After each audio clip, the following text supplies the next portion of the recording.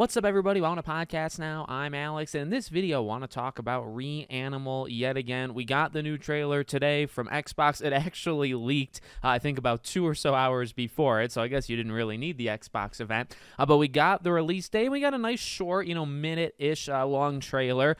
I mean, it's a very good trailer. I like the public service announcement, kind of the vocals that are being used there. I think it's very eerie. It's very scary. It fits the tone of this game very, very well. So I like that, in terms of what we actually saw. Not too much more there. I thought the demo was fantastic.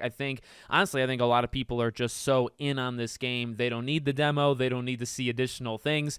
I think there's a lot of trust with the studio, with this being, the spiritual kind of successor to Little Nightmares 2, or Little Nightmares, I guess, as a franchise, let's say. I think people are definitely on board. Of course, if you played the demo, I played it, right? I did a video, I did a review on the channel. The demo is very, very good, and I think we're in for a treat, but we didn't know when that treat was coming, and we kind of expected it early in the year. We know March is a very busy month, by the way, and thank God it actually finds itself, I would say, in a not bad spot. February 13th 2026. So that was obviously the big thing, right? I mean, you get the trailer and that's cool, but you get the release date. And February's got a few games for sure. February is a very kind of like niche month. It's got things like Dragon Quest 7 and it's got things like Yakuza 3. It's things that I think they're games that have like the passion, that are there, but I think they're not, there's not like a 10, 15 million selling game that's coming out in that month. Little Nightmares can sell, has sold in the past, and I think a game like Reanimal,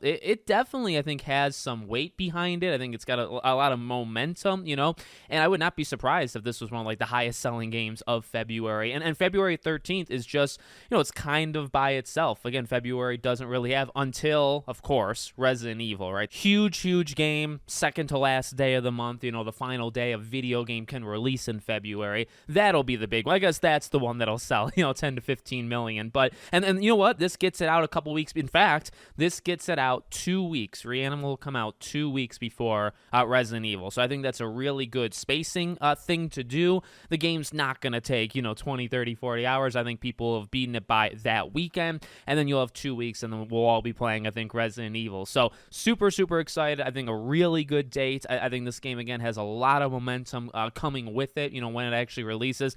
And I am super, super excited to play it, cover it, all that jazz.